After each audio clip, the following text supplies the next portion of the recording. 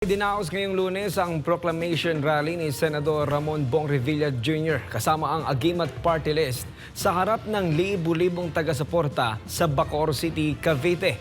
Si Maricar Flores magbabalita.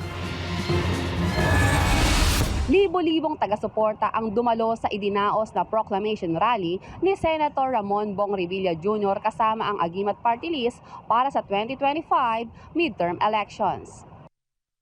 Dinaluhan ang naturang pagtitipon ng mga kilalang personalidad at lider ng iba't ibang sektor na nagpahayag ng kanilang suporta sa kampanya ng senador at ng kanyang partido. Naghandog rin ng masasayang palaro at papremyo ang Team Revilla katuwang ang Agimat Party List para sa mga taga-suporta nito. Sa panayam ng SMNI, binigyang diin ni Revilla ang patuloy na laban para sa kapakanan ng mga ordinaryong mamamayan tulad ng mga manggagawa at mahihirap. Ipinangako rin niya na mas paiigtingin ang mga nasimulan na niyang batas at patuloy na pagtutok sa mga programang pang-edukasyon, pangkalusugan at kabuhayan at pagsugpo sa problema ng pagbaha sa tuwing sasapit ang tag-ulan. Kaugnay nito, binigyan diin ni Senator Revilla ang kampanya laban sa iligal na droga. Sa droga, of course, about drugs, yan ay talagang dapat paigtingin ng ating kapulisan yung problema dyan. Kailangan talaga maging mapagbantay tayo yung paghuli doon sa mga big fishes, no? Yung big fish na tinatawag. Yan ang dapat talagang hagarin.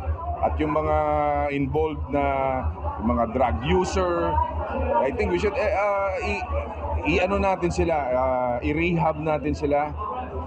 Iayos natin pag-iisip nila dahil kapag ikaw naluklok sa droga, sira talaga ang buhay mo no? That's why ako, nung ako'y gobernador ng lalawigan ng Cavite, yan ang inayos ko.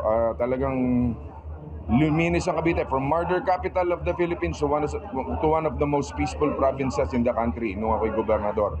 Droga ang talagang punot dulo ng lahat ng mga